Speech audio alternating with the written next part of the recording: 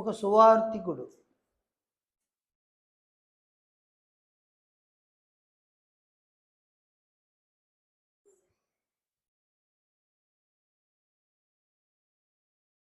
ఒక రాయభారిగా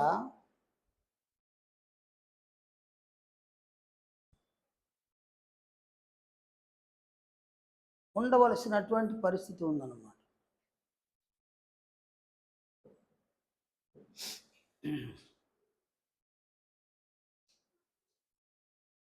ఇంతకీ రాయభారి ఎవరికి అనంటే యేసు ప్రభువునకు రాయభారిగా ఉండాలి.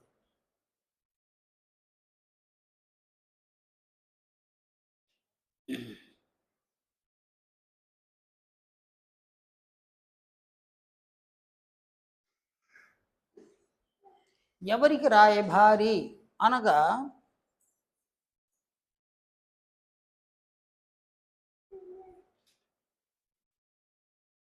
సంఘములో ఉన్న వ్యక్తులకును తండ్రి అయిన దేవునికిని మధ్య క్రీస్తు రాయభారి అన్నమాట.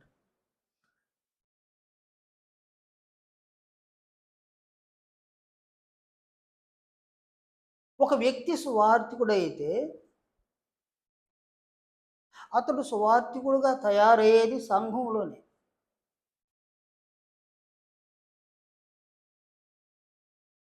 మొదట అతడు సంఘమునకు ఉపయోగపడాలి. సంఘమునకు ఉపయోగపడినటువంటి సువార్తికుడే నశించిన ఆత్మలకు ఉపయోగపడతాడు. సంఘమునకు ఉపయోగపడనటువంటి సువార్తికుడు నశించిన ఆత్మలకు అస్సలు ఉపయోగపడ్డనమాట.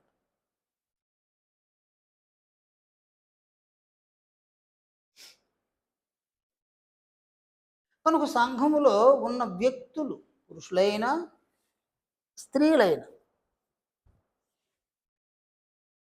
సంఘములో భర్తలు ఉన్నారు, భార్యలు ఉన్నారు, పిల్లలు ఉన్నారు, యవ్వనస్తులు ఉన్నారు.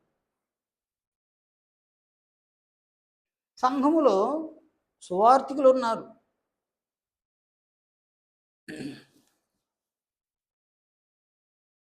అలాగుననే యజమానులు ఉన్నారు, సేవకులు ఉన్నారు. అంటే సంఘములో ఎవరెవరు ఉన్నారు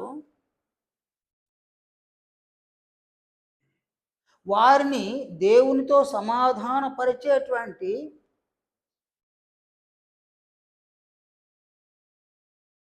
క్రీస్తు యొక్క రాయభారి సువార్తికుడు.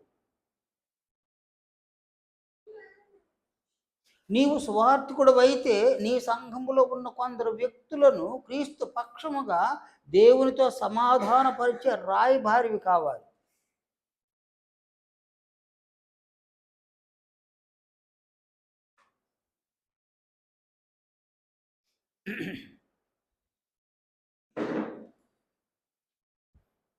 అందుకొరకు నీవు బహుగా సిద్ధపడాలి. నీవు రాయభారివి అన్న సంగతిని ఎప్పటికీ మరవకూడదు అన్నమాట.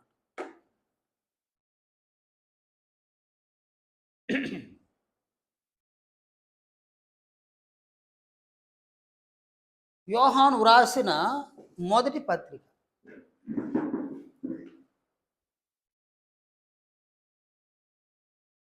మొదటి అధ్యాయంలో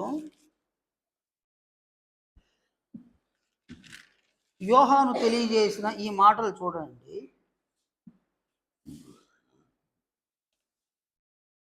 8వ వచనంలో, మనము పాపము లేని వారమని చెప్పుకొని ఎడల మనలను మనమే మోసపుచ్చుకొందుము, మరియు మనలో సత్యం ఉండదు.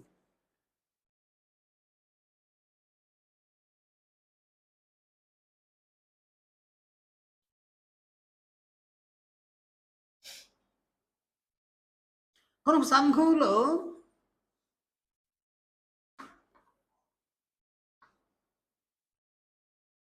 పాపులు ఉన్నారన్నమాట.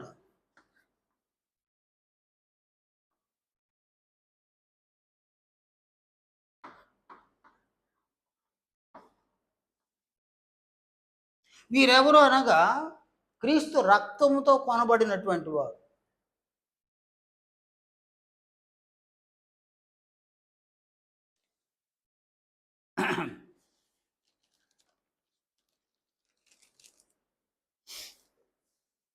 క్రీస్తు రక్తముతో కొనబడినటువంటి వ్యక్తులు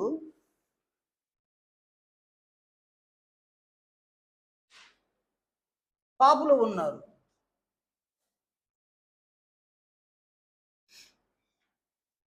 కానీ దేవుడు వీరిని పరిశుద్ధులుగా చూస్తూ ఉన్నాడు.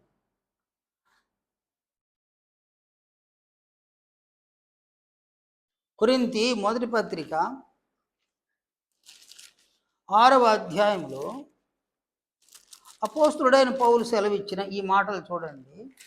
11వ వచనం, మీలో కొందరు అట్టివారై ఉంటుంది కానీ ప్రభువైన యేసుక్రీస్తు నామమునను మన దేవుని ఆత్మీయతను మీరు కడుగుబడి పరిశుద్ధపరచబడిన వారై నీతిమంతులుగా తీర్చబడుతుంది.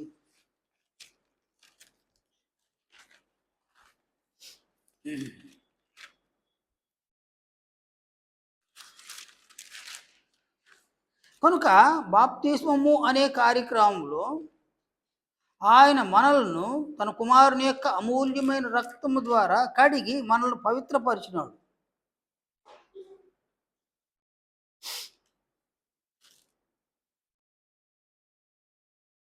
ప్రకటన గ్రంథం 1వ అధ్యాయం 6వ వచనం, మనలను ప్రేమించుచు తన రక్తము వలన మన పాపముల నుండి మనలను విడిపించిన వానికి, అంటే తన రక్తము వలన మన పాపముల నుండి మనలను విడిపించిన వాడు. పేతురు మొదటి పత్రిక 1వ అధ్యాయము 18-19 వచనాలు చూడండి. పితృపారంపర్యమైన మీ వ్యర్థ ప్రవర్తనను విడిచిపెట్టినట్లుగా వెండి బంగారముల వంటి క్షయ వస్తువుల చేత మీరు విమోచింపబడలేదు కానీ అమూల్యమైన రక్తం చేత, అనగా నిర్దోషమును నిష్కళంకమునకు గొర్రెపిల్ల వంటి క్రీస్తు రక్తం చేత విమోచింపబడతారని మీరు ఎరుగుదురు కదా.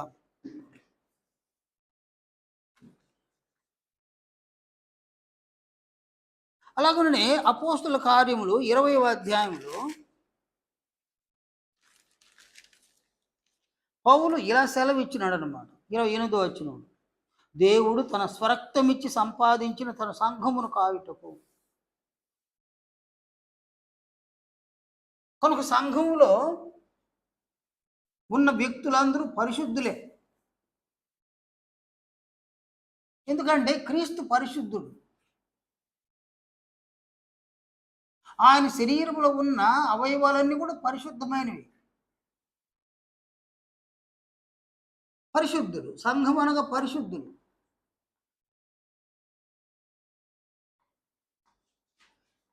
పరిశుద్ధులుగా ఉండడానికి పిలువబడినటువంటి వారు. కానీ పరిశుద్ధులుగా ఉండడానికి పిలువబడ్డ సంఘంలో పాపులు ఉన్నారన్నమాట.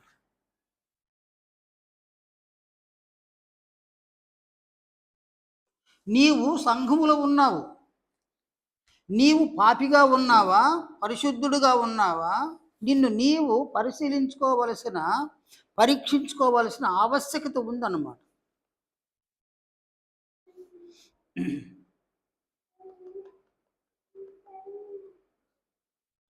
నీవు పరిశుద్ధుడుగా ఉండుట అత్యంత ఆవశ్యము. కానీ నీవు బాప్తిస్మం పొందక ముందు అంతరింద్రియాలు పాపముతో నింపబడ్డాయి. బాహ్యేంద్రియములు కూడా పాపపు క్రియలను అవి చేయడానికి అలవాటు పడ్డాయి.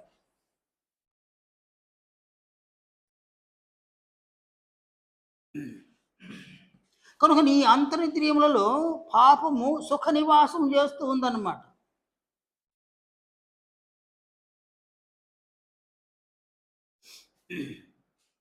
నీలో ఉన్న పాపము చేయగలిగే పరిస్థితి వచ్చినప్పుడు ఒక సర్పం వలె అది బొస్సు కొడుతూ ఉందన్నమాట. నీ శరీరంలో ఉన్న అవయవాలతో పాపపు క్రియను చేయడానికి నీలో ఉన్న పాప నియమము నిన్ను ప్రోత్సహిస్తూ ఉందన్నమాట.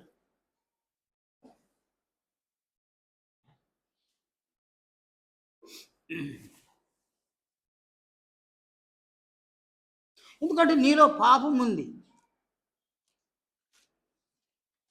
ఆ పాపము పరిస్థితిని బట్టి నీ మీద ప్రభావాన్ని చూపిస్తుంది అన్నమాట.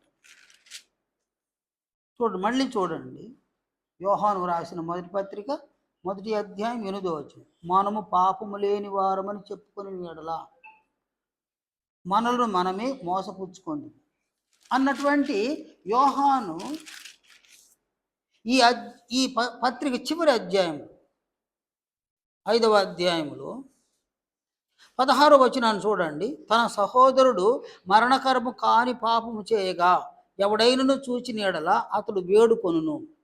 అతని బట్టి దేవుడు మరణకరము కాని పాపము చేసిన వానికి జీవము దయచేయు. మరణకరమైన పాపము కలదు, అట్టి దాని గూర్చి వేడుకొనవలనని నేను చెప్పట్లేదు. మరణకరమైన పాపము ఉంది, మరణకరము కాని పాపము ఉందన్నమాట.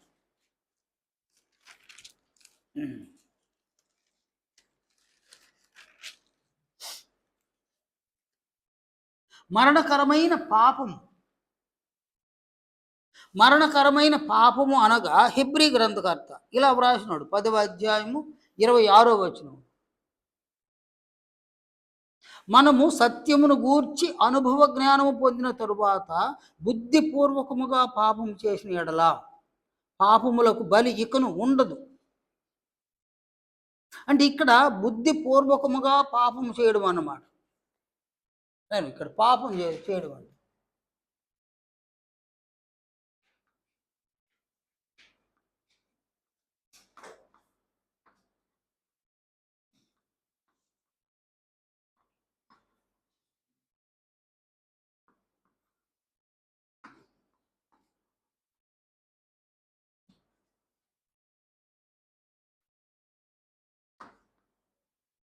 బుద్ధిపూర్వకముగా పాపం చేయడం. మనకు దేవుడు బుద్ధినిచ్చినాడు, తెలివినిచ్చినాడు.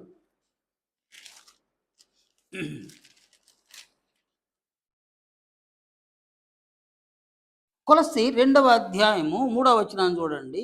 బుద్ధి జ్ఞానముల సర్వసంపదలు ఆయన యందు గుప్తములై ఉన్నవి. అంటే దేవుడు సంఘమునందు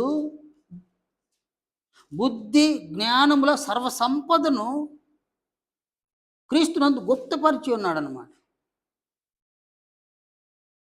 4వ వచనంలో ఎవడైనను చక్కని మాటల చేత మిమ్మల్ని మోసపరచుకుంటున్నట్లు ఈ సంగతిని చెప్పుచున్నాను. సంఘములో బుద్ధి ఉంది, జ్ఞానం ఉంది, సర్వసంపద అక్కడ ఉంది. బుద్ధి జ్ఞానముల సర్వసంపద ఉంది. సంఘములో నీవు బుద్ధిమంతుడు, జ్ఞానవంతుడు అన్నమాట. కానీ ఏ బుద్ధిని నీవు కలిగి ఉన్నావో ఆ బుద్ధి పూర్వకముగా పాపం చేయడం అన్నమాట. బుద్ధిపూర్వకంగా పాపం చేయడం.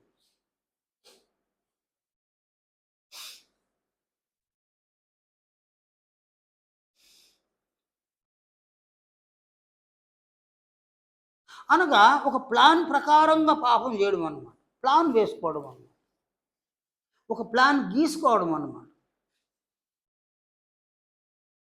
నీవు అబద్ధం చెప్పాలనుకున్నావా, ఎవరితో అబద్ధం చెప్పాలనుకుంటూ ఉన్నావో ఓ ప్లాన్ గీసుకోవడం అన్నమాట. ఏమని అబద్ధం చెప్పాలనుకుంటూ ఉన్నావో ఆ చెప్పేటువంటి అబద్ధమును ఎవరితో చెబుతూ ఉన్నావో అతడు అయినా ఆమె అయినా నమ్మాలి. ఇది ప్లాన్ అన్నమాట. ఒక పథకం ప్రకారంగా నీవు ఎవరితో అబద్ధం చెప్పాలనుకుంటూ ఉన్నావో వారితో అబద్ధం చెప్పగా వారు నమ్మేస్తారన్నమాట. అలాగే నీవు దొంగిలించాలి అనుకున్నావా, ఒక పథకం ప్రకారంగా దొంగిలించడం అన్నమాట.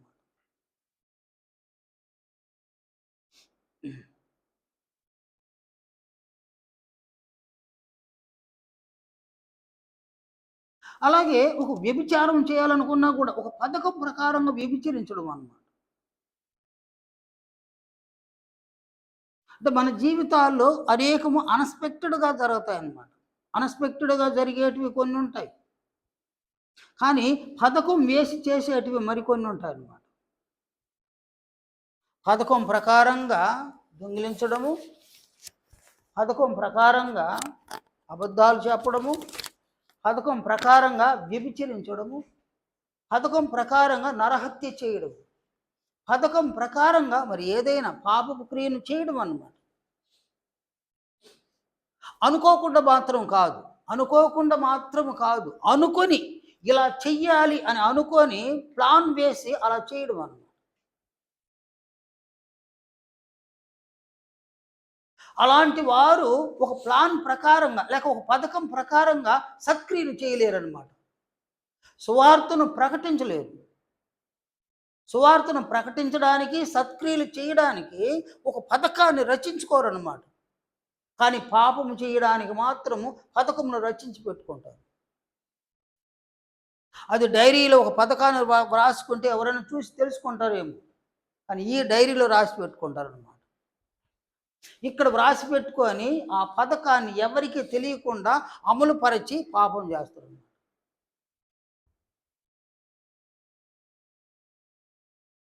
అది బుద్ధిపూర్వకంగా చేసేటువంటి పాపం. అంటే బుద్ధి అంటే ఏంది నాయనా? దొంగిలించకూడదు అని ప్రభువు సెలవిచ్చినాడు. అబద్ధం చెప్పకూడదని ప్రభువు సెలవిచ్చినాడు. నరహత్య చేయకూడదని ప్రభువు సెలవిచ్చినాడు. విగ్రహారాధన చేయకూడదని ప్రభువు సెలవిచ్చినాడు. అలాగే వ్యభిచరించకూడదని ప్రభువు సెలవిచ్చినాడు. ఇది నీకు, సంఘములో ఉన్న నీకు అవన్నీ తెలుసు. బుద్ధిపూర్వకంగా ఎరిగొన్నాం వాటిలన్నిటి మనం. ఏ ఆజ్ఞలనైతే మనం ఎరిగి ఉన్నామో ఆ ఆజ్ఞలను అతిక్రమించడానికి కూడా అదే బుద్ధిని ఉపయోగించడం అన్నమాట. బుద్ధిని ఉపయోగించడం అన్నమాట. ఇతరుల కంటబడకుండా, అంటే నీ సంఘములో ఉన్న వారి యొక్క కంటబడకుండా, నీ సంఘములో ఉన్న వారికి నీ బుద్ధిలో ఉన్నటువంటి ఆ లోపమును తెలియనివ్వకుండా బహు జాగ్రత్త పడ్డు. నీ బుద్ధిహీనత ఇతరులకు తెలియకుండా జాగ్రత్త పడ్డం అన్నమాట. కానీ ఇది బరి నీచం అనేది. అది ఎంత నీచం అంటే అంత నీచం అన్నమాట.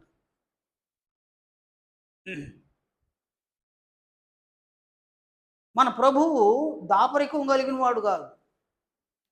అపోస్తలులు దాపరికం కలిగిన వాళ్ళు కాదు. వాళ్ళు బాహాటంగా మాట్లాడినాడు కదా. పిలాతు అడిగినాడు, నువ్వేం బోధించినావు అని అడిగినాడు. ఆయన అన్నాడు, యేసు ప్రభు, నేను బాహాటంగా లోకం ఎదుట బోధించినాను, నన్ను అడగనేల, నేను ఏం బోధించినాను విన్నవారిని అడుగు అని అన్నాడు. అని ఆ దాపరికంగా ఎక్కడ బోధించలేదు. ఆయన చేసిన క్రియలు కూడా దాపరికంగా ఎక్కడ చేయలే. ఆయన బాహాటంగా లోకం ఎదుట మాట్లాడినాడు, బాహాటంగా క్రియలను చేస్తున్నాడు. ఆయన శరీరంలోని అవయవాలమైన మనము బాహాటంగా మాట్లాడాలి, బాహాటంగా క్రియలను చేయాలి. కానీ నీలో ఉన్న పాపము నిన్ను బాహాటంగా ఉండాలని అనిపించదు అన్నమాట. బాహాటంగా ఉండనివ్వదు అన్నమాట. బుద్ధిపూర్వకంగా పాపం చేయడానికి నీవు ప్రయాసపడు. ఒక పథకాన్ని రచించి పాపం చేయడం. పాపం చేయడం ఎందుకంటే ఆశ తీరడానికి, నేను ఆశలు తీరడము, కోరికలు తీరడం, ఇంకేం లేదు. దానివల్ల వచ్చే లాభము ముసిని పండంత చేదు అన్నమాట. నీవు పాపం చేస్తే క్షణకాలికమైన ఆనందాన్ని పొందగలవేమో. దొంగిలించినావా, క్షణకాలికమైన ఆనందం. నీవు దొంగిలించినది నీ సంఘములో ఉన్న వారికే తెలియకుండా సీక్రెట్గా దాచిపెట్టుకుంటావు. నీవు దొంగిలిస్తే నీ కుటుంబంలో ఉన్న వారికి కూడా తెలియకుండా బహు జాగ్రత్త పడతావు అన్నమాట. కానీ సామెత ఒకటి ఉంది, 10 రోజులు దొంగ, 1 రోజు దొరక్కపోవడు అనేది ఒకటి ఉందన్నమాట. దొరికిన దినమున నీ కుటుంబంలో ఉన్నవారు నిన్ను అసహించుకుంటారు, నీ సంఘంలో ఉన్నవారు నిన్ను అసహించుకుంటారన్నమాట. కానీ ఇక్కడ సిగ్గులేని వారికి అసహ్యం విషయం ఏం కనిపించదు. నేను సిగ్గు లేకపోతే అసహ్యమే ఉండదన్నమాట. బాహాటం ఏమో వాడు చేయలే వీడు చేయలే నేనేనా అన్నంత సిగ్గు లేని వాళ్ళకి మారిపోతారు. ఈ లేఖనాన్ని చూడండి, ఎఫెసీయులకు రాసిన పత్రిక,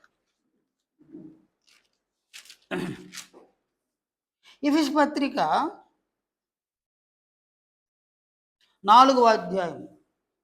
అన్ని జనులను ఉద్దేశించి అపోస్తలుడు ఇలా అన్నాడు, వారు సిగ్గులేని వారయ్యుండి నానా విధమైన అపవిత్రతను అత్యాశతో జరిగించుటకు తమ్మును తామే కాముకత్వమునకు అప్పగించుకొని. అంటే అన్ని జనులుగా ఉన్నవారు సిగ్గులేని వారు, కానీ సంఘములో ఉన్నటువంటి వారు సిగ్గు కలిగిన వ్యక్తులుగా ఉండాలన్నమాట. రోమపత్రిక 6వ అధ్యాయం, రోమపత్రిక 6వ అధ్యాయం 20-21 వచనాలు చూడండి. మీరు పాపమునకు దాసులై ఉన్నప్పుడు, అనగా బాప్తిస్మం పొందక ముందు స్థితిని చెప్తాడు ఆయన. మీరు పాపమునకు దాసులై ఉన్నప్పుడు నీతి విషయమై నిర్బంధము లేని వారై ఉంటుంది. అప్పటి క్రియల వలన మీకేమి ఫలము కలిగెను, వాటిని గురించి మీరిప్పుడు సిగ్గుపడుచున్నారు కారా. అంటే బాప్తిస్మం పొందినటువంటి వ్యక్తులు సంఘములు పూర్వము బాప్తిస్మం పొందక ముందు ఏ క్రియలను చేసినారో ఆ క్రియలను తలంచుకొని సిగ్గుపడుతూ ఉంటారు కొంతమంది. మరి కొంతమంది సిగ్గులేని వాళ్ళు అయిపోతారు. సిగ్గు ఉండదు, రోషం ఉండదు, పౌరుషం ఉండదు, ఇవేవి ఉండవు అన్నమాట. అందువలన బాహాటంగా నేను ఒక్కడే చేస్తున్నానా, వాడు చేయలేదా వీడు చేయలేదా, ఎవరెవరు మీరే చెప్తారు, చాటి చెప్తారు అనమాట.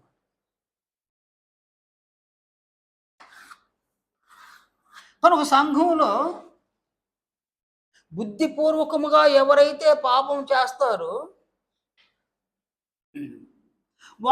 వారి పరిస్థితి, పాపం వలన వచ్చే జీతము మరణం. వాళ్ళు మరణిస్తారు, ఖచ్చితంగా మరణిస్తారు. ఆత్మీయంగా సంఘముల శరీరం మాత్రమే బ్రతికుంటుంది, ఆత్మ చనిపోతుంది అన్నమాట. సంఘంలోని పరిస్థితిని చెప్తున్నాను నేను.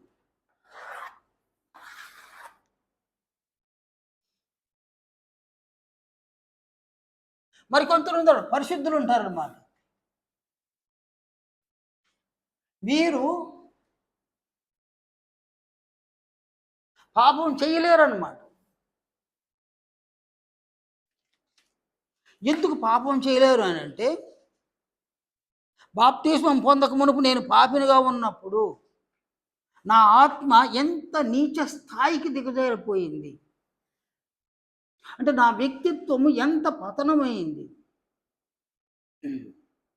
నా వ్యక్తిత్వంలో అపవాది వచ్చి చేరుకున్నాడు. సాతానును పోలిన వ్యక్తిత్వాన్ని కలిగి ఉన్నాను నేను బాప్తిస్మం పొందకముందు. తండ్రి అయిన దేవుడు నన్ను పుట్టించి పోషించి సంరక్షిస్తే, నన్ను తన కుమారుని యొక్క రూపంలోనికి తయారు కావడానికి నన్ను పుట్టిస్తే, నేను సంఘములో నేను లోకములో ఉన్నప్పుడు నా వ్యక్తిత్వాన్ని కోల్పోయిన. అలాంటి నన్ను తండ్రి అయిన దేవుడు సంఘములో ఒక గొప్ప అవకాశం ఇచ్చినాడు, తన కుమారుని యొక్క మహిమను పొందేటువంటి అవకాశాన్ని ఇచ్చినాడు. అందువలన నేను ఆ విడిచి వచ్చిన పాపాన్ని ఇక నేను చేయను. నేను సిలువ వేయబడ్డా, క్రీస్తు యేసుతో కూడా పాపముల విషయంలో సిలువ వేయబడ్డా. నేను మరణించిన, పాపముల విషయంలో మరణించిన. నా తండ్రి అయిన దేవుడు బాప్తిస్మంలో క్రీస్తు యేసుతో కూడా నన్ను బ్రతికించినాడు, సంఘంతో చేర్చినాడు. ఇకను నేను పాపము చెయ్యను అని అనుకున్న అన్ఎక్స్పెక్టెడ్గా వీళ్ళు ఏదైనా ఒక పాపం చేయొచ్చు అన్నమాట. అంటే అనుకోకుండా అంటే ప్లాన్ లేకుండా. అది పెద్ద ఇబ్బంది ఏం కాదు నాయన. కానీ బుద్ధిపూర్వకంగా పాపం చేసే వ్యక్తులు సంఘంలో ఉండకూడదు అన్నమాట. నేను సంఘంలో బుద్ధిపూర్వకంగా మీరు ఎవరైనా పాపం చేయకూడదు నాయన. అలా చేస్తే ప్రభు అయిన క్రీస్తు యేసును బాహాటంగా అవమానపరిచినట్టు.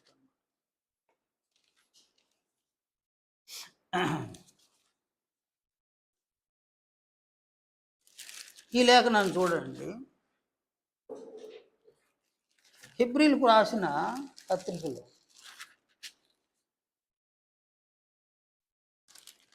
హెబ్రీ పత్రికలో ఈయన చెప్పినటువంటి ఈ మాటలు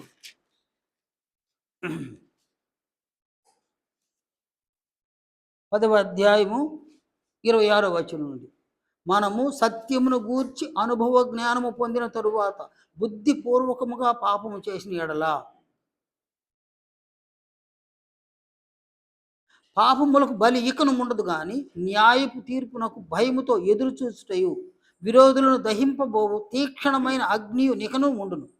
ఎవడైనను మోషే ధర్మశాస్త్రమును నిరాకరించిన ఎడల 2-3 సాక్షుల మాట మీద కనికరింపకుండా వాని సంపించుదురు. ఇట్లుండగా దేవుని కుమారుని పాదములతో త్రొక్కి తాను పరిశుద్ధ పరచబడ్డకు సాధనమైన నిబంధన రక్తమును అపవిత్రమైనదిగా ఎంచి కృపకు మూలముగు ఆత్మను తిరస్కరించిన వాడు ఎంత ఎక్కువైన దండనకు పాత్రుడుగా ఎంచబడినని మీకు తోచును.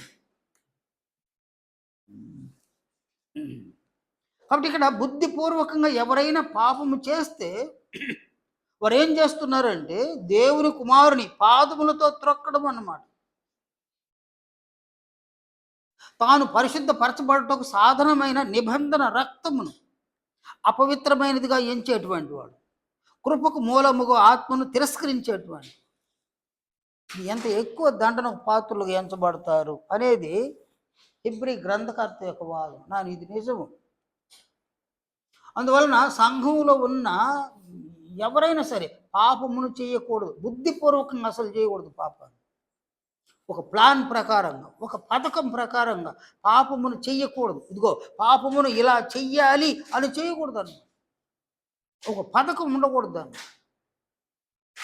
బుద్ధిపూర్వకంగా పాపాన్ని చేయకూడదు అన్నమాట. నేను కట్ చేస్తావా? తండ్రి అయిన దేవుడు మనలను పాప మరణముల నుండి రక్షించడానికి తన కుమారుడైన క్రీస్తు యేసును ఈ లోకంలోని పంపించినాడు. మన పాపముల నుండి మనల్ని పవిత్రులుగా చెయ్యాలి అని అంటే మన పాపములను తీసివేయగలిగే శక్తివంతమైన క్రీస్తు యొక్క అమూల్యమైన రక్తము సిలువలో చిందింపబడాలి. అది మామూలు రక్తమై ఉండకూడదు. ఆ రక్తం పరిశుద్ధమైనదిగా ఉండాలి, నిర్దోషమైనదిగా ఉండాలి, నిష్కళంకమైన రక్తముగా ఉండాలి. నీ పాపములను కడిగి పవిత్రపరచడానికి, నా పాపములను కడిగి పవిత్రపరచడానికి తన రక్తాన్ని పవిత్రమైన రక్తంగా, పరిశుద్ధమైన రక్తం, నిష్కళంకమైన రక్తంగా ఉంచుకోవడానికి ఆయన తన జీవితకాలం అంతట్లో పాపం చేయాలి. యేసు ప్రభు నిన్ను నన్ను రక్షించడానికి ఆయన పాపం ఏమి చేయలే. మనకి ఈ లేఖనాలు తెలుసు కదా. పేతురు 1వ పత్రిక 2వ అధ్యాయం 22వ వచనం, ఆయన పాపం చేయలేదు, ఆయన నోటను ఏ కపటమును కనబడదు. యోహాను రాసిన 1వ పత్రిక 3వ అధ్యాయము 5వ వచనంలో పాపములను తీసివేయుటకు ఆయన ప్రత్యక్షమైన కానీ ఆయన పాపం చేయలేదు అని యోహాను సెలవిచ్చినారు. యేసుక్రీస్తు పాపము చేయకుండా జీవించి తన శరీరములో ఉన్న రక్తమును అమూల్యమైన రక్తంగా, నిర్దోషమైన నిష్కళంకమైన రక్తంగా ఆయన మలుచుకొని సిలువలో తన రక్తాన్ని చిందించినాడు అన్నమాట. నీ పాపములను నా పాపములను పరిహరించడానికి, మన పాపములను కడిగి మనల్ని పరిశుద్ధపరచడానికి ఆయన తన రక్తమును చిందించగా మన కొరకు ఆయన పాపం చేయలే, ఆయన మన కొరకు పాపం చేయలే. ఆయన మన కొరకు పాపం చేయకపోగా ఆయన చిందించిన అమూల్యమైన రక్తము చేత కొడుకుబడిన నీవు నేను సంఘములో బుద్ధిపూర్వకంగా పాపం చేస్తే క్రీస్తు యేసును ఎంత అవమానపరిచిన వాళ్ళం అవుతామంటే ఆయనను పాదములతో త్రొక్కి, ఆ పదము చూడండి, క్రీస్తును పాదములతో త్రొక్కడం అన్నమాట. పరిశుద్ధపరచబడ్డానికి సాధనమైన రక్తమును అపవిత్రమైనదిగా ఎంచడం, కృపకు మూలముగు ఆత్మను తిరస్కరించడం అన్నమాట. నేను దేవుడు అంగీకరించండి. అటువంటి వాళ్ళు సంఘములో ఎవరైనా ఉంటే ఆయన అంగీకరించడు, ఆయన ఊరుకోడు కూడా. తన కుమారునికి గౌరవం కలగడానికి నిన్ను సంఘంలోకి పిలిచినాడు, నన్ను పిలిచినాడు. నిన్ను పరిశుద్ధపరచడానికి ఆయన సిలువలో బలిగా అర్పించి నిన్ను పరిశుద్ధపరిచి నిన్ను తండ్రి అయిన దేవుడు గౌరవించగా, నీ చేత గౌరవం పొందవలసిన క్రీస్తును నీవు అవమానపరిస్తే ఉపేక్షించడు ఆయన. ఆయన అస్సలు ఉపేక్షించడు. మనం ఏమాత్రపు వాళ్ళం, నరమాత్రులం మనం.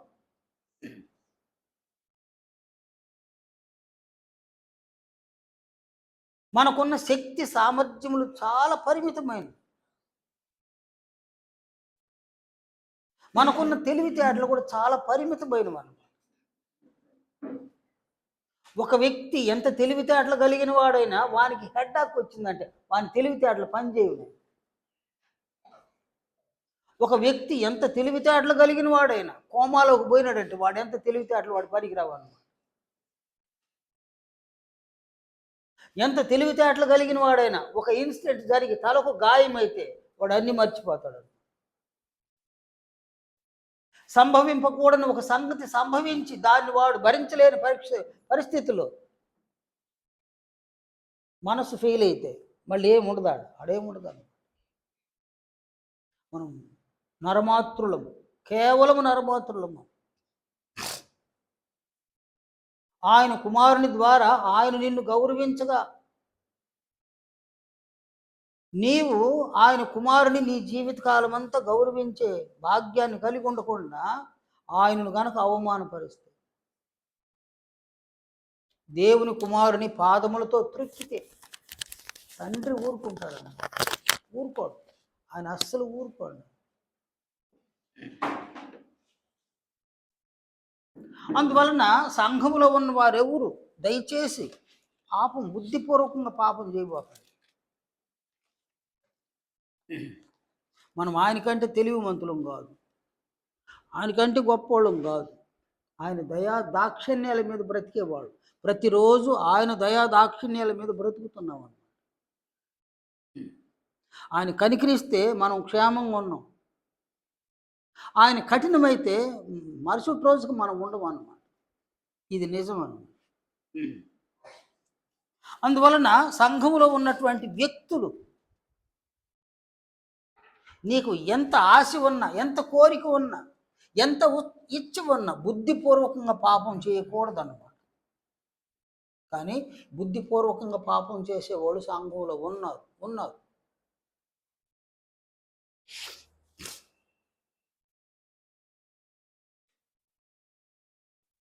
తండ్రి అయిన దేవుడు ఉన్నాడు.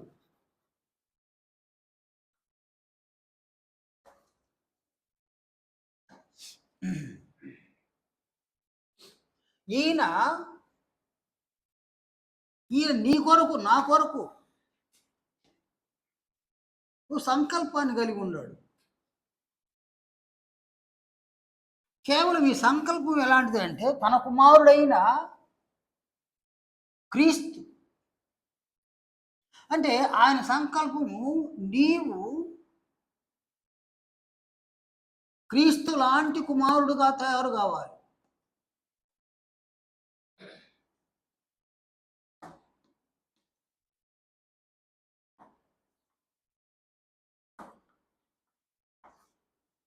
తయారు కావాలన్నమాట.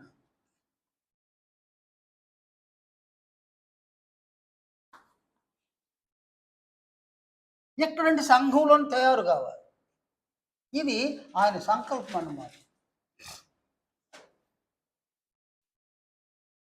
అందుకొరకే సంఘములో ఆయన తన కుమారుని యొక్క అమూల్యమైన రక్తంతో పాప మరణములను కడిగి, పాపాన్ని కడిగి పవిత్రులుగా చేసి సంఘములోని కానీ మనల్ని చేర్చినాడు. కానీ సంఘములో బుద్ధిపూర్వకంగా పాపం చేసేవాళ్ళు ఉన్నారన్నమాట. కానీ బుద్ధిపూర్వకంగా పాపం దొంగిలించాలి అని అంటే దానికి ఒక పథకాన్ని పన్ని దొంగిలించడం. అబద్ధం చెప్పాలి అంటే ఒక పథకం ప్రకారంగా అబద్ధాన్ని చెప్పి ఫలితాలను పొందడం అన్నమాట. వ్యభిచరించాలి అని అంటే పథకం ప్రకారం పావులు కదపడం అన్నమాట.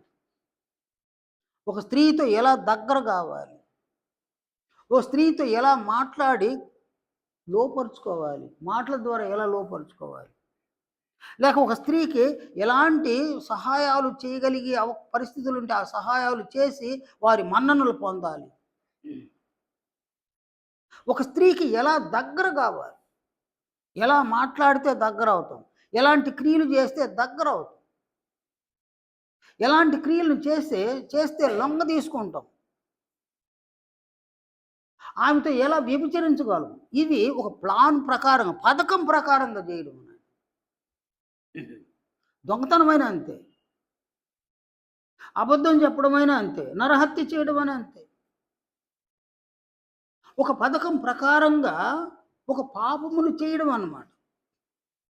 నీవు పథకం ప్రకారంగా పాపమును చేస్తే, బుద్ధిపూర్వకంగా పాపమును చేస్తే, నెంబర్ 1 దేవుని కుమారుని ఏం చేసినావు?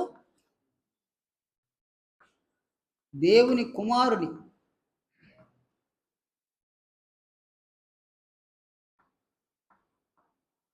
పాదములతో త్రొక్కడం అన్నమాట.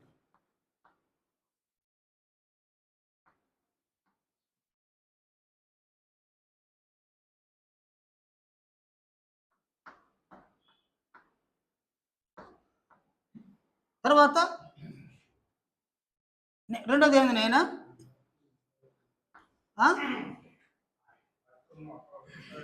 అంటే క్రీస్తు రక్తమును ఏం చేయడము?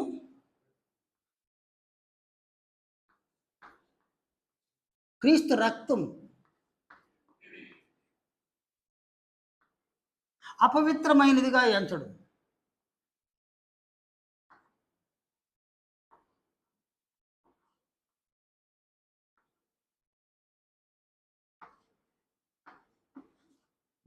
ఎంచడం అన్నమాట.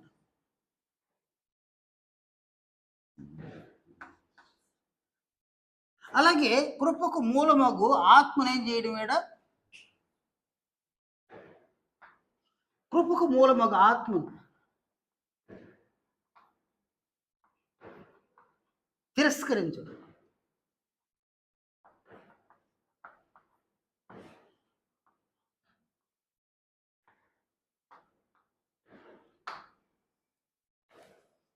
ఈ మూడింటిని బట్టే నీవు క్రీస్తు లాంటి దేవుని కుమారుడుగా తయారు కావాలి.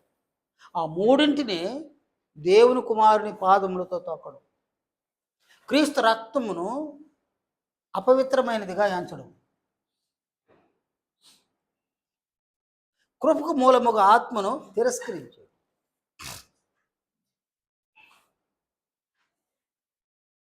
ఇలాంటి వారిని గురించి ఆయన ఏమన్నాడంటే ఎట్టి దండన పొందుదురు.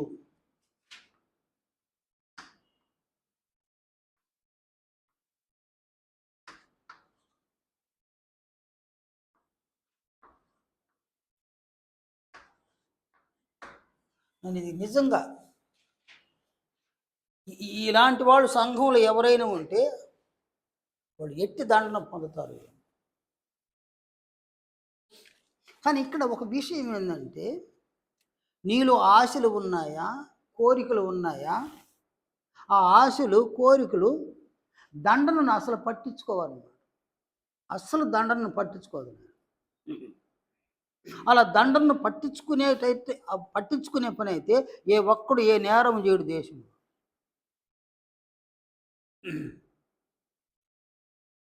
కనుక ఇక్కడ ఆశ దండను కూడా పట్టించుకోదన్నమాట, పట్టించుకోనివ్వకుండా చేస్తుంది ఆశ.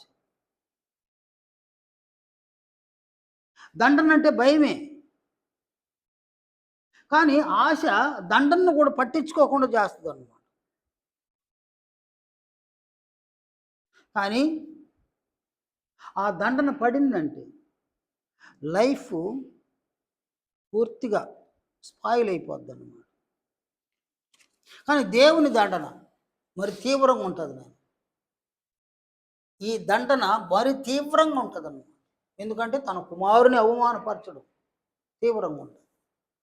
అందువలన దేవుడు ఒక ఆప్షన్ పెట్టినాడు అన్నమాట. సంఘంలో ఒక ఆప్షన్ పెట్టినాడు. ఆప్షన్ ఏంటంటే ఆప్షను మీరు నాయన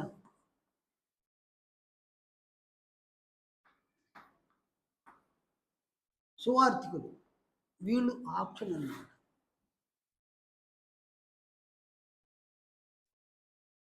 కొరింథీ 2వ పత్రిక. ఈ పత్రికలో అపోస్తలుడు సెలవు ఇచ్చినటువంటి ఈ మాటలు చూడండి. 2వ పత్రిక 6వ అధ్యాయం 5వ అధ్యాయము 2వ పత్రిక 5వ అధ్యాయం 20వ వచనం.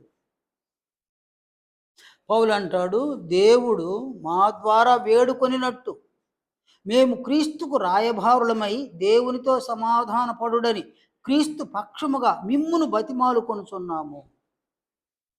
సువార్థికులు వీళ్ళు క్రీస్తు రాయభారులు అన్నమాట.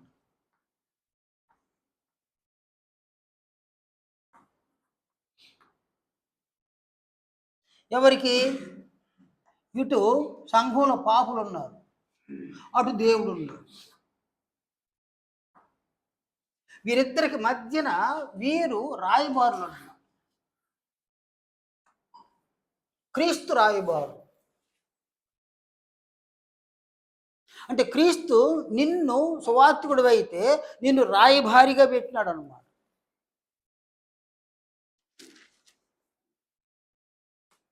నీవు క్రీస్తుకు రాయబారివై ఎవరి దగ్గరికి వెళ్ళాలి? రాయబారిగా ఎవరి దగ్గరికి వెళ్ళాలి? క్రీస్తు రాయబారిగా.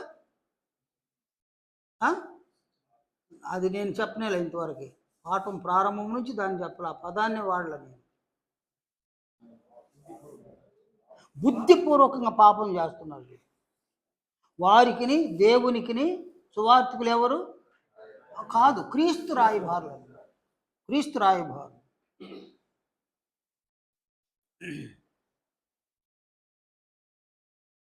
కనుక క్రీస్తు రాయబారులుగా ఉన్న సువార్థికులు ఎవరైతే బుద్ధిపూర్వకంగా పాపం చేస్తున్నారో వారు ఆ పాపమును చెయ్యకుండా వారు పరిశుద్ధులుగా జీవించడానికి వారు పనిచేయాలి. రాయబారులు పనిచేస్తారు.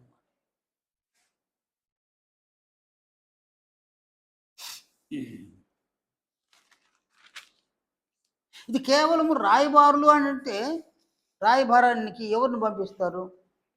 రాయబారానికి ఎవరిని పంపిస్తారు? ఇద్దరు వ్యక్తుల మధ్య గొడవ వచ్చింది. ఆయనేమో పరిశుద్ధుడు, వీళ్ళేమో ఎక్కడ పాపులు? వీళ్ళు సంఘంలోనే పాపు. ఆయనేమో నీతిమంతుడు, వీళ్ళు సంఘంలో క్రీస్తు శరీరంలో అవయవాలు కొన్న వీళ్ళు దుర్నీతిపరు. ఆయనేమో గౌరవార్థమైన వ్యక్తి, మహిమ కలిగిన వాడు, వీళ్ళు అవమానకరమైన క్రియలు చేస్తూ ఉండేవాళ్ళు. ఆయన సత్యవంతులు, సత్యాన్ని వదిలేసినారు, వీళ్ళు అబద్ధికులుగా మారిపోయినారు. కనుక దేవుడు తన కుమారుని సంఘంలో ఉన్న వ్యక్తులు తన కుమారుని యొక్క పోలికలలోనికి తయారు కావలసినటువంటి వీళ్ళు పూర్తిగా పాపులుగా మారి అపరాధులుగా మారినారన్నమాట. సాతాను రూపంలోనికి మారుతున్నారు వీళ్ళు. కాబట్టి వీళ్ళు దేవునికి కుమారులు అవుతారా, దేవునికి శత్రువులు అవుతారా? సంఘంలో పాపులుగా ఉన్నవారు దేవునికి కుమారులు అవుతారా, దేవునికి శత్రువులు అవుతారా? ఖచ్చితంగా శత్రువులు.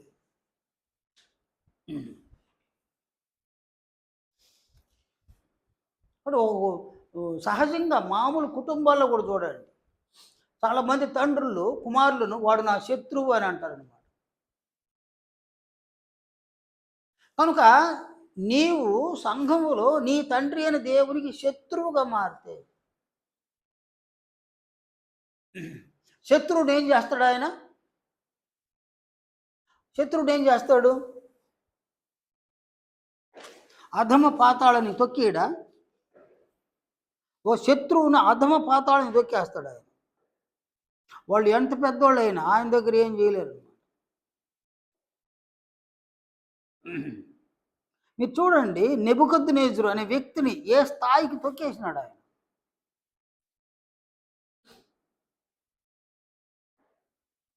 చరిత్రలో అనేక మందిని తొక్కాడు, బారేసినాడు ఆయన. వారు తిరిగి దేనికి పనికిరాని వాళ్ళు అయిపోయినారు. రాజులను సహితము తొక్కేసినాడు ఆయన. యాజకులను సహితం తొక్కేసినాడు ఆయన. ఇశ్రాయేలీల్లో ఎంతో మందిని తొక్కాడు, బారేసినాడు ఆయన. నీవు నేను ఒక లెక్క కాదు. ఆయన ఒక కోణంలో తండ్రి, ఒక పార్శ్వంలో తండ్రి. నీవు గనక శత్రువు అయితే నిన్ను ఎలా భరిస్తాడు ఆయన? నేను శత్రువు అయితే నన్ను ఎలా భరిస్తాడు ఆయన? నీ బిడ్డ, నీ కుటుంబంలో నీ బిడ్డ నీ శత్రువు అయితే నీవు ఎలా భరించగలవు? నీ భార్య నీకు ఒక శత్రువు అయితే ఎలా భరించగలవు? నీ భర్త ఒక శత్రువు అయితే ఎలా భరించగలవు? భరించలేవు. తన కుమారుడి యొక్క రాజ్యములో ఉన్న నీవు ఆయనకు శత్రువు అయితే ఎలా భరించగలుగుతావు? ఒక విధంగా సంఘంలో బుద్ధిపూర్వకంగా పాపం చేసే వాళ్ళందరూ కూడా ఆయనకి శత్రువులు. దేవునికి శత్రువులుగా ఉన్నవారు దేవుని అంగీకరించే వాళ్ళ, తిరస్కరించే వాళ్ళ? ఆయన ఆత్మను తిరస్కరించిన వాళ్ళు కదా, ఆయన్ని తిరస్కరించినట్టు అనమాట. ఆయన తిరస్కరించిన వాళ్ళు కనుక ఓ తండ్రి సత్యవంతుడు, నీతిమంతుడు, యథార్థవంతుడు, ఆయన పరిశుద్ధుడు. పిల్లలు ఎలా ఉండారు? పాపులు, అపరాధులు. వీరిద్దరికి, తండ్రి పిల్లల మధ్యన సువార్తికుడు ఎవరేడా? క్రీస్తు రాయభారి. క్రీస్తు రాయభారి. కాబట్టి రాయభారిగా ఉన్న వారిని, ఎలాంటి వారిని పంపిస్తారు రాయభారానికి? రాయభారానికి ఎలాంటి వారిని పంపిస్తారు?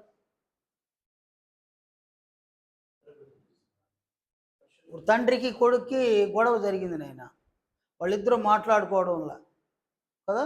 ఇప్పుడు క్రీస్తు వాళ్ళ మధ్యకి రాయబారిని పంపిస్తున్నాడు. అంటే ఇంకొక కొడుకు రాయబారిని పంపించినాడు. ఆ తండ్రిని ఆ బిడ్డని కలపడానికి రాయబారిని పంపించాడు. రాయబారిని కుమారుడి దగ్గరికి పంపించినప్పుడు ఎలాంటి వారిని రాయబారిగా పంపిస్తారు?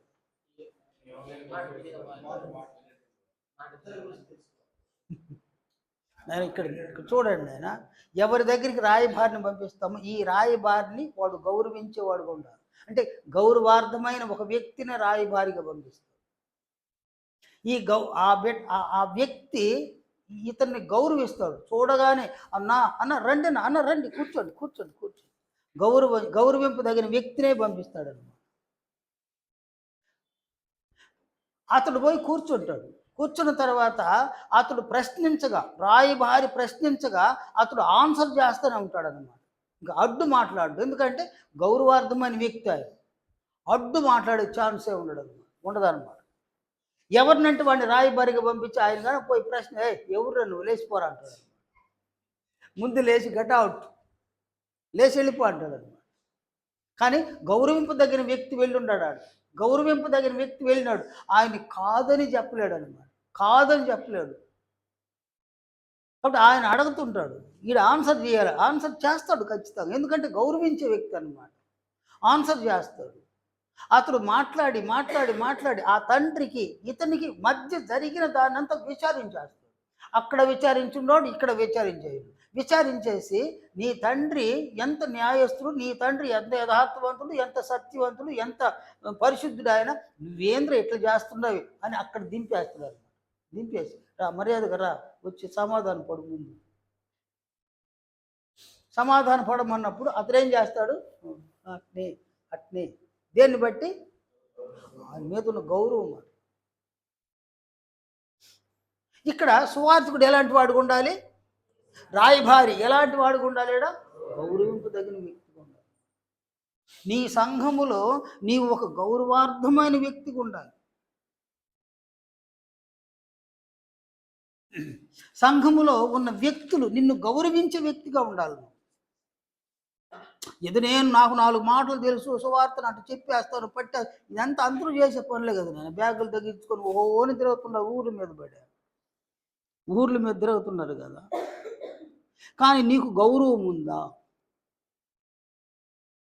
నీకు గౌరవం ఉందా? నీ అంతటి నీవు గౌరవాన్ని పొందాలి. నీ సంఘములో ఉన్న వారి యొద్ద నీవు గౌరవాన్ని పొందాలి. చూడండి, కొరింథీ 2వ పత్రిక 6వ అధ్యాయం 3వ వచనం చూడండి. 3వ వచనం నుండి చూడండి. మా పరిచర్య నిందింపబడకుండా నిమిత్తము ఏ విషయంలోనైనను అభ్యంతరమేమీ కలుగు చేయక. అంటే మా పరిచర్య నిందింపబడకూడదు. పరిచర్య ఏంది నాయన ఇక్కడ? కాదు కాదు, ఇదే పరిచర్య. రాయభారం చేయడమే పరిచర్య. మా పరిచర్య నిందింపబడకూడదు. అంటే మనం ఎవరి కొరకు రాయభారులుగా వచ్చున్నామో వీళ్ళు మనల్ని నిందించకూడదు. ఎవరు? పాపులే, కానీ వాళ్ళు మనల్ని నిందించకూడదు. సువార్థికుడిని నిందించకూడదు. ఎందుకంటే ఆయన అంత గౌరవార్థమైన వ్యక్తి, అతను సంఘంలో గౌరవమైన వ్యక్తి అని మనస్సుకు పూర్తిగా తోచిపోయి ఉండాలన్నమాట. మా పరిచర్య నిందింపబడకున్నట్లు.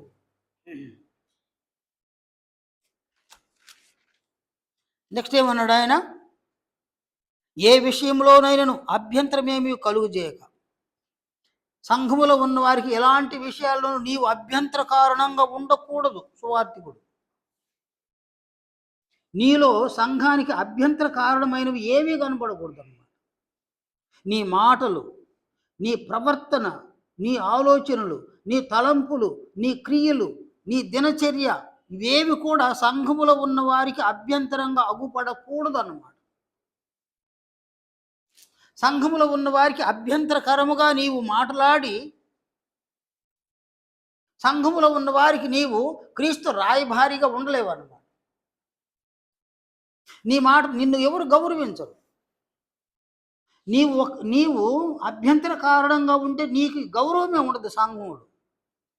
అందువల్ల ఈయన అంటాడు, మా పరిచర్య నిందింపబడకుండా నిమిత్తము ఏ విషయంలోనైనాను అభ్యంతరమేమీ కలుగు చేయక. చూడండి, ఆయన లిస్టు చెప్తాడు. ఆయన శ్రమల యందును, ఇబ్బందుల యందును, ఇరుకుల యందును, దెబ్బల యందును, చెరసాలలోను, అల్లరులలోను, ప్రయాసములలోను, జాగరములలోను, ఉపవాసములలోను ఏం కలిగి ఉన్నాం మేము? మిగుల ఓర్పు గలవారమై. నెక్స్ట్, పవిత్రతలోను, జ్ఞానములోను, దీర్ఘశాంతములోను, దయలోను, పరిశుద్ధాత్మ వలనను, నిష్కపటమైన ప్రేమతోను, సత్యవాక్యము చెప్పుట వలనను, దేవుని బలము వలనను, కుడి ఎడమల నీతి ఆయుధములు కలిగి, ఘనతల వలనను, సుకీర్తి దుష్కీర్తుల వలనను, దేవుని పరిచారకులమై ఉండి అన్ని స్థితులలో మమ్మల్ని మేమే ఏం చేస్తున్నాము? మెప్పించుకొనుచున్నాము. నంబర్ 1 ఏంది? సంఘంలో ఎవరికి అభ్యంతరం కలుగు చేయడం లేదు. నంబర్ 2 ఏంది అంటే వీళ్ళు ఎలాంటి వాడికి ఉండాలి?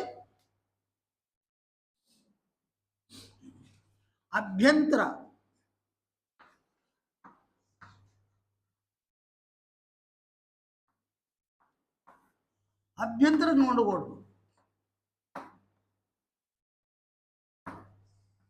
సంఘంలో ఉన్న వారికి అభ్యంతరంగా ఉండకూడదు అన్నమాట. రెండవది ఏంటనైనా మిగుల ఓర్పు కలిగి ఉండాలి.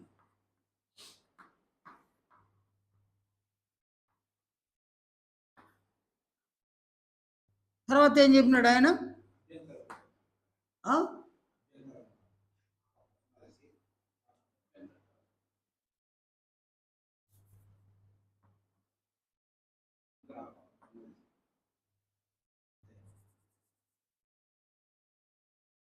ఓకే,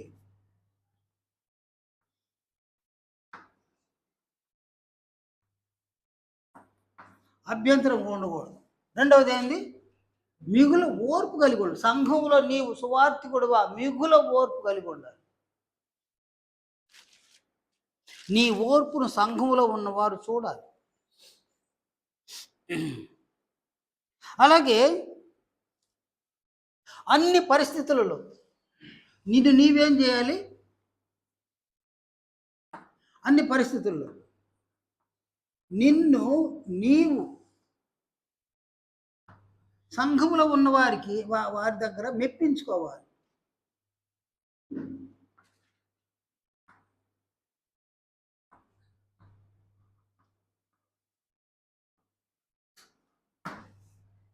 అంటే ఇక్కడ నీవు గనుక క్రీస్తు రాయభారివైతే నీకు ఉండవలసినటువంటి యోగ్యతలు ఇవన్నమాట. నీవు సంఘములో ఉన్న వారికి ఎవరికి అభ్యంతర కారణంగా ఉండకూడదు, నంబర్ 1. నంబర్ 2, నీవు సంఘములో మిగులు ఓర్పు కలిగిన వాడుగా ఉండాలి. ప్రతి చిన్నదానికి మొరుసుకోవడం, వచ్చాడు మనం, ప్రతి పెద్దదానికి రచ్చలు చేసుకోవడం, రావుడీలు చేసుకోవడం. నన్ను సంఘములో నీవు గన సువార్థికుడు కావాలనుకున్నా, నీలో నిన్ను పిలిచి గొడవ చేసినా కూడా నీవు సైలెంట్గా ఉండాలి. నిన్ను పిలిచి గొడవ చేసినా సైలెంట్గా ఉండాలి. నీవు గొడవ వచ్చింది కానీ నువ్వు ముందుకెళ్ళిపోకూడదు.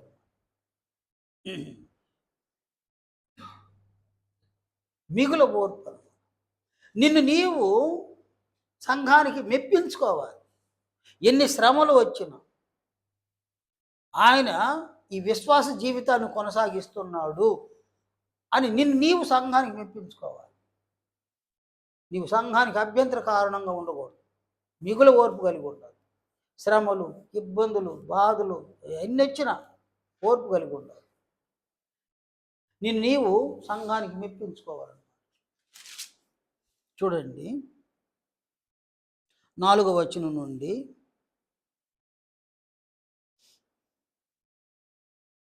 4-5 వచనం. శ్రమల యందును, ఇబ్బందుల యందును, ఇరుకుల యందును, దెబ్బల యందును, చెరసాలలలోను, అల్లరులలోను, ప్రయాసములలోను, జాగరములలోను, ఉపవాసములలోను మిగుల ఓర్పు గలవారమై ఉన్నాము. ఇది నీకు సంభవించేది. అలాగే 6వ వచనం నుండి పవిత్రతతోను, జ్ఞానముతోను, దీర్ఘశాంతముతోను, దయతోను, పరిశుద్ధాత్మ వలనను, నిష్కపటమైన ప్రేమతోను, సత్యవాక్యము చెప్పుట వలనను. నేను సత్యవాక్యం ఎక్కడ చెప్పాలా? సంఘంలో సువార్తికుడు చెప్పాలన్నమాట. సత్యవాక్యము చెప్పుట వలనను, దేవుని బలము వలనను, కుడి ఎడమల నీతి ఆయుధములు కలిగి, ఘనతల వలనను, సుకీర్తి దుష్కీర్తుల వలనను దేవుని పరిచారకులమై ఉండి అన్ని స్థితులలో మమ్మల్ని మేమే మెప్పించుకొనుచున్నాము. కాబట్టి మెప్పించుకోవడం అన్నమాట. ఈ 3 రాయభారికి ఉండవలసినటువంటి యోగ్యతలు, అర్హతలు అన్నమాట. ఇలాంటి అర్హతలు, యోగ్యతలు కలిగి నీవు క్రీస్తు రాయభారిగా, అంటే ఒక స్వార్థికుడుగా సంఘంలో క్రీస్తు రాయభారిగా ఉంటే నీవు నిజంగా రాయబారు, క్రీస్తు రాయబారు. దేవుడు పరిశుద్ధుడు, మీరు ఎలా ఉన్నారు? మీరు పాపులుగా ఉన్నారు. అప్పుడు వాళ్ళు పాపులైనా కూడా ఈయన ఎందుకు ఎదిరించరు? నాయన రాయబారిని ఎందుకు ఎదిరించరు? ఆయన గౌరవింపబడిన వ్యక్తి అన్నమాట, గౌరవింపబడిన వ్యక్తి అన్నమాట. సంఘం గౌరవాన్ని పోగొట్టుకుంటే వాడు సువార్థికుడే కాదు. నాయన సువార్థికుడుగా ఉండడానికి యోగ్యుడు కాదు, అర్హుడు కాదు. నేను ఒక ఇంటికాడికి వెళ్ళినాను. ఒక పాస్టర్ నాకు ఫోన్ చేస్తే, బ్రదర్ వస్తున్నాను, ఆ దారిలో వస్తున్నాను, నేను మీ దగ్గరకు వస్తానని వెళ్ళి, నేను వెళ్ళిన సమయానికి ఆయన లేడు ఇంట్లో. నేను బయట నుండే బ్రదర్ అని పిలిచినాను అనమాట. పిలిస్తే ఆయన రాలి, ఆయన భార్య వచ్చింది. రాగానే అన్న వందనాలు అన్నాను. అమ్మ వందనాలు, బాగున్నారు అన్న? బాగున్నా, మీరు బాగున్నారు? నేను బాగున్నానమ్మ. బ్రదర్ లేరా అని అడిగి, బ్రదర్ లేరా అని నేను అడిగాను. అవనింది, వాడు ఎక్కడికి పోయినాడు? వాడు నాయన ఒకసారి స్టన్ అయిపోయినాను. ఒక సువార్థికుడు, ఒక సేవకుని యొక్క భార్య వాడిని గౌరవించలేదు అంటే వాని సంఘంలో ఎవరు నన్ను గౌరవిస్తారు? వాడి మాట ఎవరు వింటారు? వాడి మాట ఎవరు వినరు అన్నమాట. అందువలన సంఘంలో నీవు సువార్థికుడుగా ఉండాలి అని అనుకున్నావా? నువ్వు గౌరవింపదగిన వ్యక్తిగా ఉండాలి. నాయన అభ్యంతరములు, నీ వలన సంఘంలో ఉన్న వారికి అభ్యంతరాలే కలగకూడదు. మిగులు ఓర్పు కలిగి ఉండాలి. నిన్ను నీవు సంఘానికి మెప్పించుకోవాలి. అపారమైన గౌరవం ఏర్పడుతుంది. నీకు అపారమైన గౌరవం ఏర్పడుతుంది. సంఘంలో నిన్ను అందరూ గుర్తిస్తూ ఉంటారు. గౌరవం ఉందన్నమాట. నీ మీద ఉన్న గౌరవంతో నీవు ఈ బుద్ధిపూర్వకంగా పాపం చేసే వారిని ఆయనతో సమాధానపరచవచ్చు, దేవునితో సమాధానపరచవచ్చు. మీ తండ్రి ఎంత గొప్పోడు, ఆయన ఎంత పరిశుద్ధుడు, ఆయన ఎంత నీతిమంతుడు, ఆయన ఎంత కనికరము కలిగిన వాడు, ఎంత దయ కలిగిన వాడు. మీ కొరకు ఆయన తన కుమారుని సహితము సిలువలో బలిగా అర్పించినాడు కదా. ఆయన మిమ్మల్ని ఇంత ప్రేమిస్తూ ఉండగా నీవు నీ తండ్రి అయిన దేవునికి అవమానాన్ని కలిగిస్తావా అని ఏమాడడం, మళ్ళీ మళ్ళీ ఇటు పెట్టుకొని మాట్లాడడం కాదు, మళ్ళీ నేను ఇటు మాట్లాడడం కాదు, ఆ కథలన్నీ పనికిరావండి. చూడండి ఆయన ఏమన్నాడు, అని ఏమంటాడు చూడండి. ఆయన కొరింథీ 2వ పత్రిక 5వ అధ్యాయం 20 వచనం. దేవుడు మా ద్వారా వేడుకొనినట్టు, ఎవరు వేడుకొనినట్టు? దేవుడు వేడుకుంటున్నాడు. ఎవరి ద్వారా? నా సువార్తిని ద్వారా వేడుకొనినట్టు మేము క్రీస్తుకు రాయభారులమై దేవునితో సమాధాన పడుడని క్రీస్తు పక్షముగా మిమ్మును బతిమాలుకొనుచున్నాం. నీవు గౌరవింపదగిన వ్యక్తే. ఇక్కడున్న వారు పాపులే, కానీ వీళ్ళని ఏం చేయడము? బ్రతిమలాడడం అన్న. ఎవరి పని అది? రాయబారి పని. రాయి రే రే రే రే నాయన రే రే కానీరా, నీ మాటలు కానీరా, రారా పెద్ద ఆయన, రారా వచ్చి నాయన దగ్గర కలుసుకోరా, ఆయన బతిమలాడడం అనమాట. నేను ఇంత చెప్తుంటే నువ్వు నా మాట వినలేదు, రే ఈ ఊర్లో ఎట్టుంటావు చూస్తారు అనేది కాదు. ఈ ఊర్లో ఎట్టుంటావు, నువ్వు ఎట్ట బతుకుతావు చూస్తాను నేను, ఇది పెద్దరికమైన మాటలు కాదు. ఏంద్రా రే మరీ ఇంత పిల్లోడిలాగా మాట్లాడుతావు నువ్వు. పెద్ద ఆయనరా, మీ నాయన కదంటరా, మీ నాయనరా, మా నాయన మీ నాయన కదంటరా నాయన. ఆ మాటలు చూడండి. పెద్ద ఆయన కదా, ఆయన ఎట్టగానే ఉంటాడు మిమ్మల్ని, ఎట్ట సాకుంటాడు మిమ్మల్ని, ఎంత చదువులు చదివించినాడు, ఎంత అభివృద్ధి చేసినాడు. ఆయన ఏదో చిన్న మాట అన్నాడని అలిగొచ్చి కూర్చున్నావు కదరా అని చేయి పట్టుకొని కూడా లాగుతాడు. చేయబట్టి రారా పోదామని అంటే బ్రతిమలాడడం అని. అంటే క్రీస్తు పక్షాన సంఘంలో పాపము చేసే వారిని బ్రతిమలాడు. వీడి ఈ యోగ్యతలు లేకుండా వీడే పాపి అయితే నేనైనా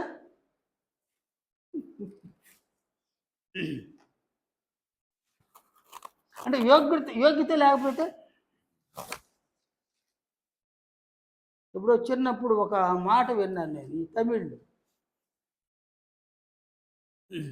యోగ్యమాన ఖైదీ శనఖైదు మళ్ళీ ఏర్చామా అనేసి ఒక మాట విన్నాను అనమాట. ఆ మాట ఇప్పుడు గుర్తొస్తుంది అనమాట నాకు. కాబట్టి ఒక సువార్థికుడుగా ఉన్నవాడు నేను. మీరు ఎవరైనా సువార్థికులు కావాలంటే 4 వాక్యాలు నేర్చేసుకొని మాకు తెలిసిపోయింది అని అది కాదు. నేను గౌరవార్థమైన వ్యక్తులుగా తయారు కావాలి.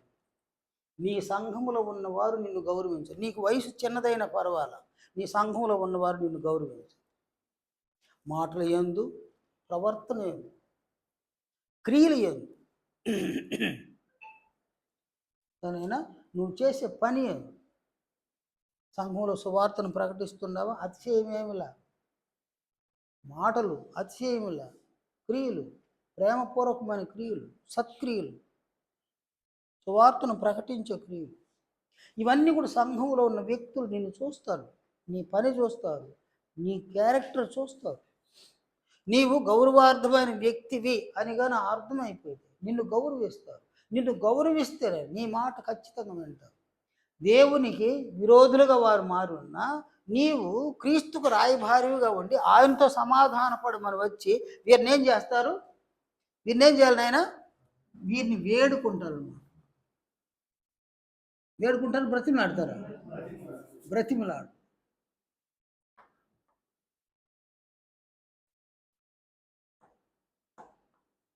బ్రతిమలాడుతారు. కాబట్టి బ్రతిమలాడడం అంటే దాని అర్థం ఏంది నాయన? బ్రతిమలాడు. ఎదుటి వ్యక్తిని ఒక విధంగా హెచ్చించినట్టే కదా.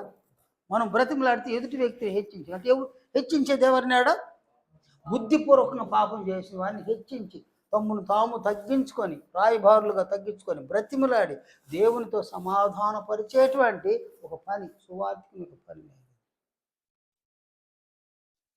ఈ గొప్ప పనిని చేయడానికి దేవుడు సంఘంలో సువార్తికులుగా తయారు చేయాలని నేను కాంక్షిస్తూ ఉన్నాను.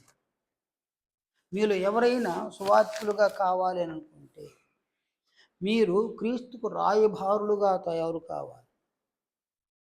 ఎందుకు రాయబారులు? ఎక్కడ రాయబారులు అంటే సంఘంలో రాయబారులు అన్నమాట.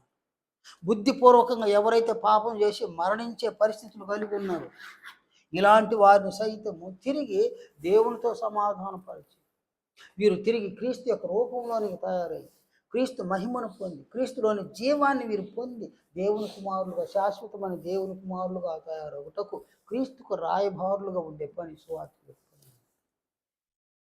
కనుక మీరు ఎవరైనా సువార్తికులుగా తయారైతే ఖచ్చితంగా సంఘంలో ఉపయోగపడాలి. సంఘంలో ఉపయోగపడాలి. ఎవరికి ఉపయోగపడాలి? ఎవరికి ఉపయోగపడాలి నాయనా? బుద్ధిపూర్వకంగా ఎవరు పాపం చేస్తున్నారు వాళ్ళని తమ పాపముల నుంచి మళ్ళించాలి. అది గొప్ప పని. నేను ఇంట గెలిచి తర్వాత రచ్చ గెలవాలి, బయట పోయి సువార్తను ప్రకటించి సక్సెస్ఫుల్గా సువార్తను ప్రకటించగలగాలి. ఇక్కడే ఫెయిల్ అయితే బయట పోయితే మన చిలకలూరుపేట భీష్మించుకొని ఉన్నాడు. నేను ఒక పాస్టర్ నన్ను ఏదో అడగాలని భీష్మించుకొని ఉన్నాడు అనమాట. చివరికి ఆయన ఏం అడుగుతాడంటే, సాతానుడు ఎట్ట పుట్టినాడు చెప్పు. ఏంటంటే మనల్ని ఫెయిల్ చేయాలన్నమాట.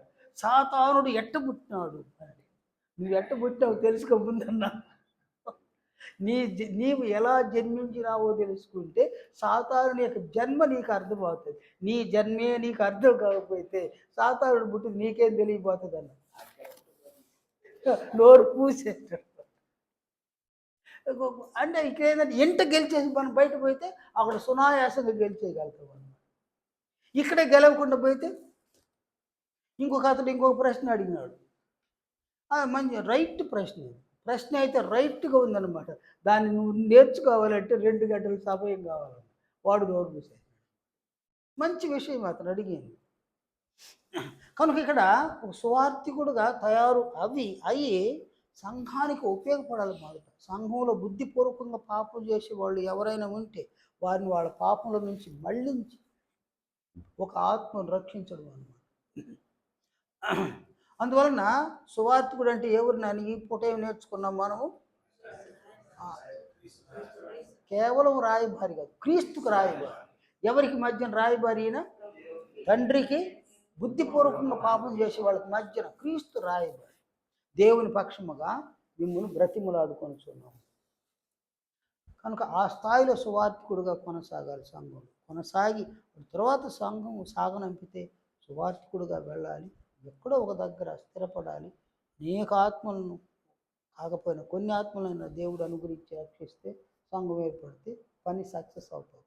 ఈ ఒక్క సంఘం ద్వారా అనేక సంఘాలు ఏర్పడాలి. మీరు ఒక 5 మంది సువార్థికులుగా తయారైతే 5 దగ్గర స్థానిక సంఘాలు ఏర్పడే అవకాశాలు ఉన్నాయి. దేవుని పని కొనసాగడం కాదు, దేవుని కుమారులను తయారు చేసే పని జరుగుతుంది అన్నమాట. నేను ఆలోచన చేయండి. ఇంచుమించు 9:15 అయిపోయింది టైం. మనం ఇక్కడికి ఆపుదాము. మళ్ళీ వచ్చే శుక్రవారం మనం కలుసుకుందాం. రేపు నేను ఇంట్లో ఉండదు, నేను తెలిసిన ఇంట్లో శనివారం ఉండదన్నా. సరే నేను రేపు అక్కడ కలుసుకున్నాను. మీలో చాలామంది సువార్థికులుగా తయారు, మామూలుగా కాదు, ఇక్కడ ఈరోజు విన్న విధంగా సువార్థికులుగా తయారు మంచిది అవుతుంది. చివరిగా ప్రార్థన చేసుకుంటాం.